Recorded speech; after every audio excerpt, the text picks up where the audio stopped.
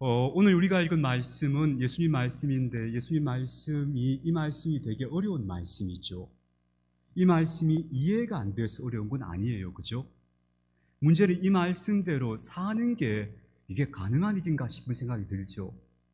누가 나한테 뺨을 한 대 쳤는데 다른 뺨을 돌려대고, 누가 나한테 와서 야, 너 겉옷 빼서 줘봐, 내가 가져갈 거야 하는데 속옷까지 벗어주고, 짐을 지워서 오리를 가자 하는데 내가 심리까지 가지고, 이렇게 사는 게 정말 가능한 일일까?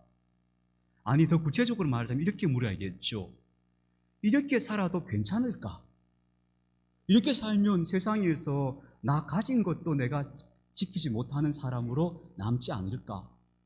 하는 그런 불안한 마음이, 걱정스러운 마음이 들어지는 게 사실이죠. 그래서 목사로서 저는 이런 얘기를 합니다만, 만약에 여러분 자녀들이 이렇게 사는 아이가 있으면 부모님들이 걱정스럽지 않겠어요? 맞습니다. 예. 요 대목 편집해야 되는데 정말 이 험한 세상, 우리가 보통 생존 경쟁의 시대라고 부르는 이 환경 속에서 이렇게 살다가는 생존은 고사하고 정말 만든 걸까? 이런 고민이 들어지는 것이 사실이 아닐까 싶습니다. 그래서 이 말씀에 대해서 지금까지 보통 3가지 정도의 해석이 있었어요. 첫 번째는 어떤 해석인가 하면요, 이 말씀은 예수님께서 우리한테 이렇게 살아라 하신 게 아니고, 야 봐라, 너가 이거 안 되지, 너거는 죄인이야, 무력한 존재야, 그러니까 네가 하나님 앞에서 스스로 무력함을 인정해, 그래서 이 말씀 주셨다라고 해석하기도 했어요. 그러고 보면 좀 마음이 편하죠. 내가 이렇게 못하는데 이건 그냥 하라는 말씀이 아니고 우리가 죄인이라는 것을 드러내시기 위해서 주신 말씀이다, 이렇게 해석하면 마음은 조금 편할 수 있는데, 근데 이 말씀의 의도를 가만히 보면 예수님이 과연 그런 뜻으로 말씀하셨을까 싶지 않아요? 두 번째 해석은요, 이거는 일반적으로 우리한테 다 주는 말씀이 아니고 특별한 사람들, 아주 부름받고 소명이 있는 특별한 사람들에게 주는 말씀이야, 이렇게 받아들이기도 했어요. 정말 이렇게 살면 다 성인 되는 거 아니겠어요? 그러니까 성인처럼 거룩하게 부름받은 사람에게나 해당되는 말씀이야, 이런 식으로도 해석해 왔어요. 그런데 여러분, 그것은 제가 보기에는 다 논점을 어긋난 것 같아요. 예수님께서 정말 그렇게 말씀하셨으면 그 앞에 단서가 있었겠죠. 근데 예수님께서 이렇게 말씀하실 때에는 진짜 그렇게 하라고 명하신 말씀으로 받아야 맞는 게 아닌가 싶어요. 그래서 정말 어렵긴 하지만 예수님이 하신 명령 가운데서 제일 중요한 명령이 이 말씀이다, 이렇게 우리가 일단은 받아들이자. 그리고 나서 이 말씀에 대해서 좀 생각해 보자 싶어요. 일단은 예수님이 이 말씀을 우리한테 피해갈 길을 안 주셨기 때문에 이건 우리한테 명하라고 우리가 실천해야 된다고 주신 말씀이라고 받아들이고, 그리고 나서 이 말씀 어떻게 실천하게 될까? 이렇게 살면 정말 되는 걸까? 하는 문제를 한 번 더 생각해 봅시다. 자, 이 문제를 이해하기 위해서 좀 참고할 분이 한 분 있는데, 이분은 의외일 거라고 생각하는데요, 무신론자의 대표주자, 지금 이 지구상에서 무신론을 대표하는 사상가 중에 한 사람인 리차드 도킨스라는 분이 있어요. 이름들은 여러분 좀 들어보셨을 거예요. 이분이 이기적 유전자, 만들어진 신, 이런 유명한 책들을 써서 많은 사람들을 매혹시킨 사람이에요. 그 리차드 도킨스가 쓴 이기적 유전자에 되게 중요한 장면이, 아주 흥미로운 장면이 등장해요. 이분은 대표적인 무신론자고 진화 생물학자예요. 그러니까 우리가 보기에는 예수님과 완전히 정반대일 것 같은 사람인데, 근데 이분이 되게 흥미로운 이야기를 들려주고 있는데요, 그게 뭐냐 하면요, 이기적 유전자 12장에 가보면 그 책 12장 제목이래요. 마음씨 좋은 놈이 1등한다. 그렇게 돼 있어요. 이상하죠? 마음씨 좋은 사람이 꼴찌하고 늘 손해봐야 될 것 같은데, 이 이기적 유전자라고 하는 진화 생물학자가 하나님도 없다고 하는 사람이 주장하기를 마음씨 좋은 놈이 1등한다는 거예요. 이게 무슨 말일까? 약간 당황스럽잖아요. 이 진화론자들이 하는 말이 뭐냐면 적자생존의 원리를 이야기해요. 적자생존 들어보셨죠? 학교 다닐 때. 이게 무슨 말인가 하면 환경에 가장 잘 적응하는 존재가 살아남는다는 거예요. 환경에.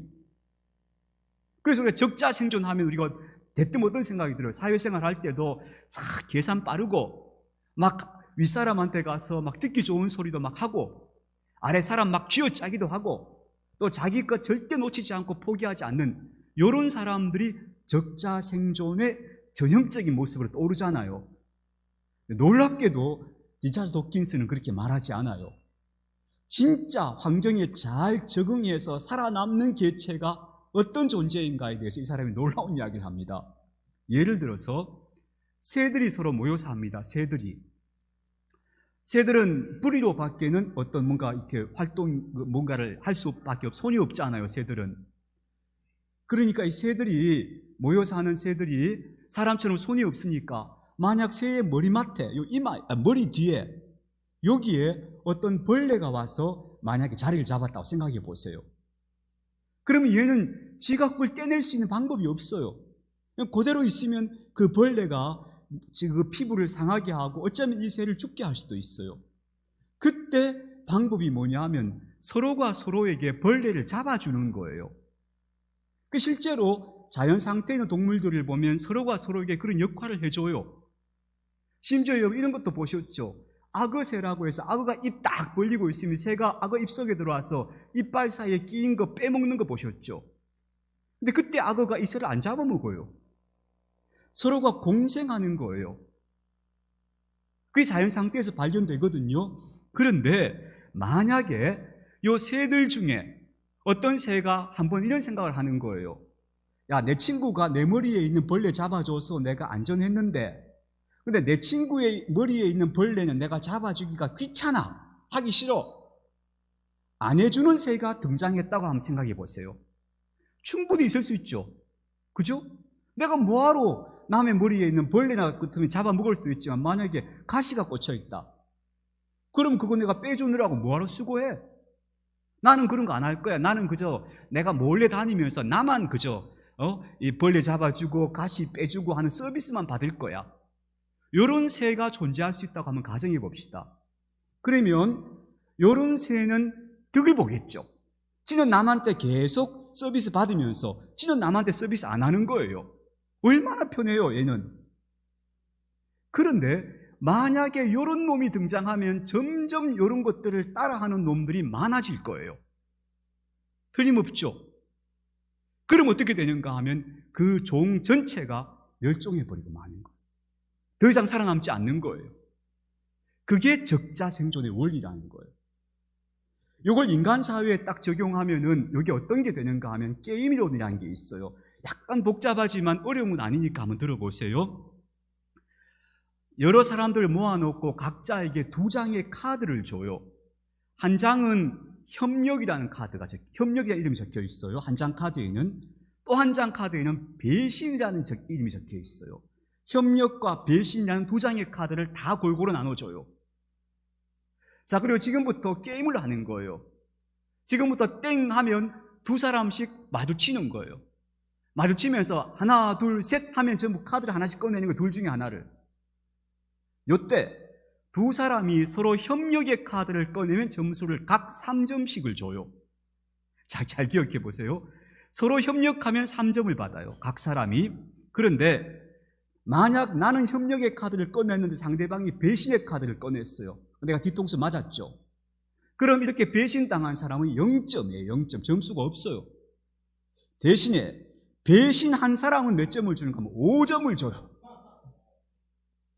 그 남을 배신한 사람한테 5점을 주는 거예요. 그리고 둘 다 배신했을 때, 둘 다 배신의 카드를 냈을 때는 각 1점씩을 줘요. 자, 이렇게만 들어보면 야, 협력하는 것보다 내가 남 뒤통수 치는 게 점수를 훨씬 많이 받겠죠.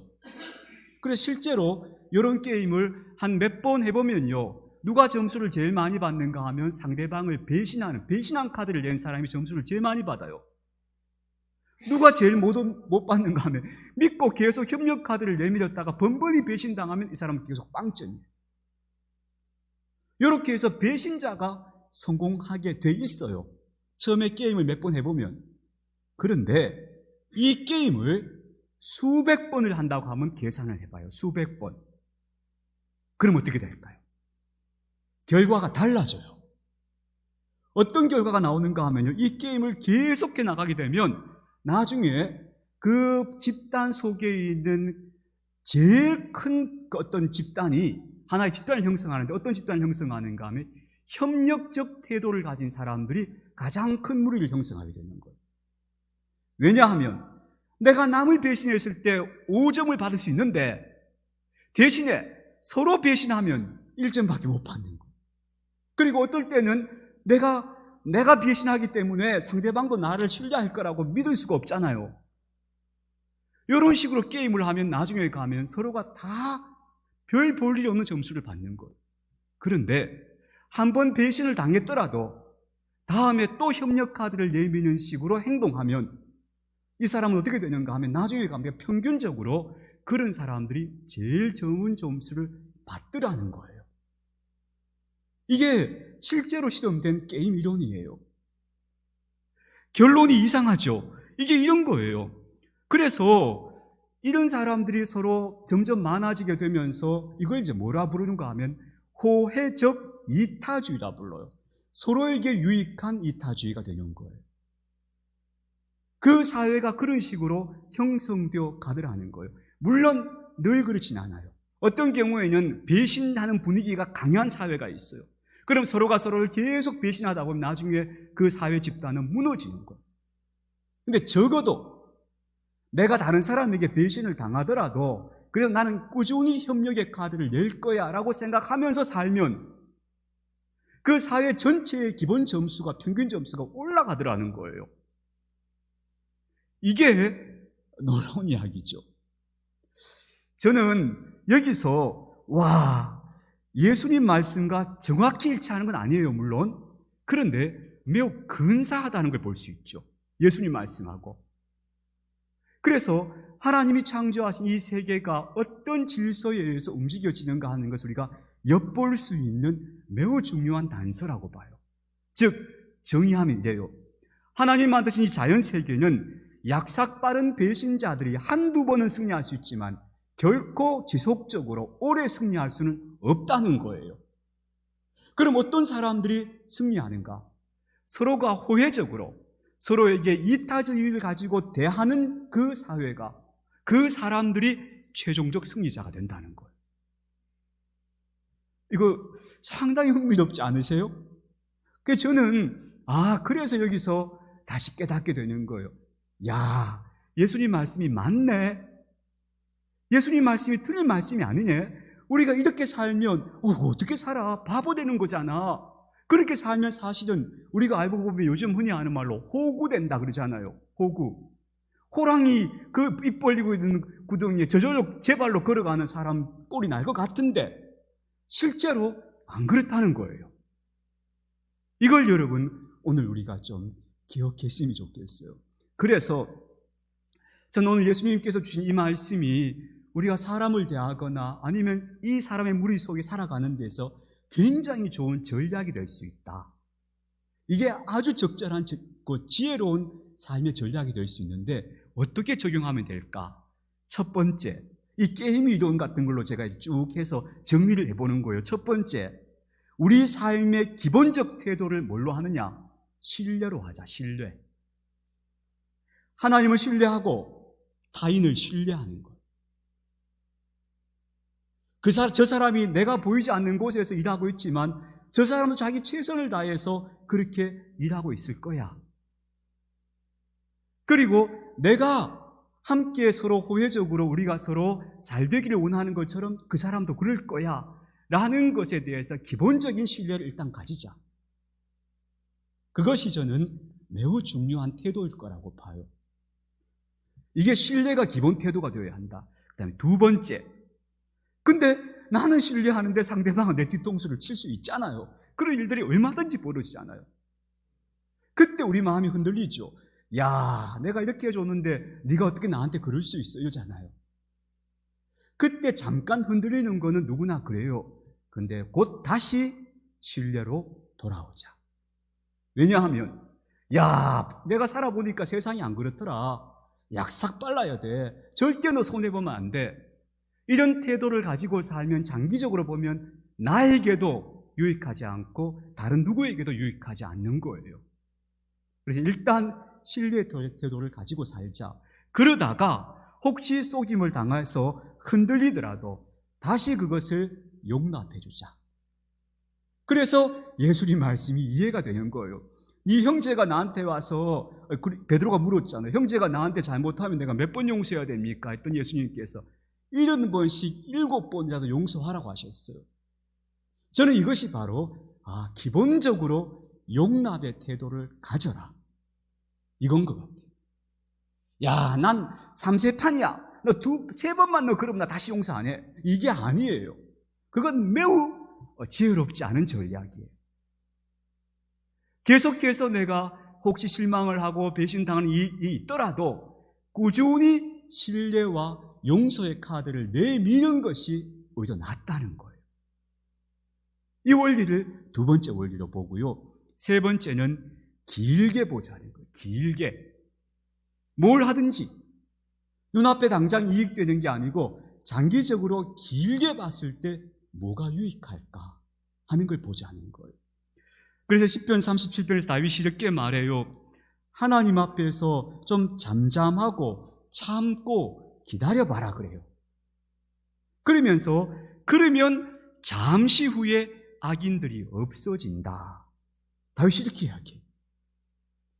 하나님께서 지금 당장 눈앞에서는 늘 내가 당하는 것 같아도 그래도 꾸준히 신뢰와 용납의 카드를 가지고 살아가는 사람이 길게 봤을 때 그 사람이 승리자가 된다는 거예요.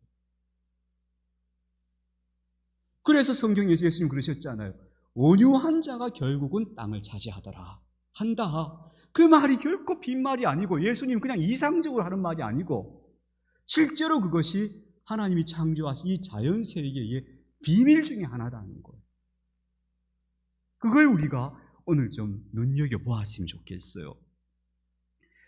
그래서 만약에 저와 여러분이 예수님 말씀이 이게 그냥 하는 말씀이 아니었구나, 우리가 이 말씀대로 사는 것이 우리 서로에게 다 유익한 거구나, 만약 이렇게 받아들일 수 있다면, 그렇다면, 그래서 그런 모습의 태도를 가지고 살아간다면 나중에 세월이 흐른 다음에 우리 모습이 어떤 모습이 되어 있을까요? 우리 영혼이 어떤 영혼이 되어 있을까요? 그것만 생각해 봐도 이게 훨씬 유익할 것 같지 않아요? 그래서 저는 다시 말씀드리지만 예수님 말씀 맞다. 결코 이 말이 이상적으로 우리에게 그냥 제시하는 말이거나 특별한 사람들에게만 해당되는 말이거나 아니면 우리의 무기력함을 예수님께서 드러내시기 위해서 하시는 말씀 아니고 실제로 우리가 그 말씀에 순종하며 살려고 하면 오히려 우리 영혼이 더 복된 자리로 나아가게 하는 실천적 말씀이다 하는 것을 말씀드리고 싶은 거예요. 심지어는 무신론 생물학자도 그래서 마음씨 좋은 놈이 1등하더라 이렇게 말하더라는 거죠. 그래서 저는 이런 기본적 예수님 말씀에 대한 신뢰가 바탕이 딱 되어져야 우리의 신앙이 굳건하게 앞으로 갈 수 있을 것 같아요. 만약에 예수님 말씀이 그래 말씀이 참 좋긴 해, 너무 아름답지, 근데 그렇게 어떻게 살아? 이것부터가 벌써 우리가 이 창조세계에 하나님 만드신 세상의 비밀을 이해하지 못하고 있는 거예요. 아니다. 길게 보면 그 게임이 수백 번, 수천 번이 거듭되고 나면 그러면 누가 유익한가? 누구에게 유익한가 하면 그것이 바로 이런 신뢰와 용납의 태도를 가지고 살아가는 사람에게 유익한 일이다. 유익한 일이 된다 하는 것을 오늘 말씀드리고 싶은 거예요. 그래서 그것이 바로 사도 바울이 말한 선으로 악을 이기는 길이고 그것이 바로 그리스도인들이 이 세상에서 저마다 자기 이해관계에 몰두하면서 막 살아가는 그 경쟁 세상 속에서 소금이 되고 등불이 되는 길일 것이다. 그러니까 우리 그리스도인들은 그렇게 살아도 절대 미치지 않는다. 오히려 유익하다 하는 예수님 말씀에 대한 신뢰를 가지고, 그래서 예수님 말씀이 사실 이런 맥락 속에서 주신 말씀들이 얼마나 많습니까? 예수님 뭐라 하십니까? 계속 예수님 하시는 말씀이 너는 남을 섬기는 사람 되어야 된다, 끝없이 용서하는 사람 되어야 된다, 혹은 네 자신의 의를 감추어야 한다. 이런 말씀들을 계속 하시잖아요. 그 말씀들이 결코 빈말 아니다. 그것이 결국은 우리 모두를 유익하게 하고 더 나아가서 우리가 살아가고 있는 이 세계 자체를 하나님이 기뻐하신 아름다운 세상이 되게 하는 길이다 하는 그런 믿음을 가지고 오늘 더 확신 가지고 예수님 말씀대로 순종하며 살아가고자 하는 그런 저와 여러분들이 되어졌으면 좋겠습니다.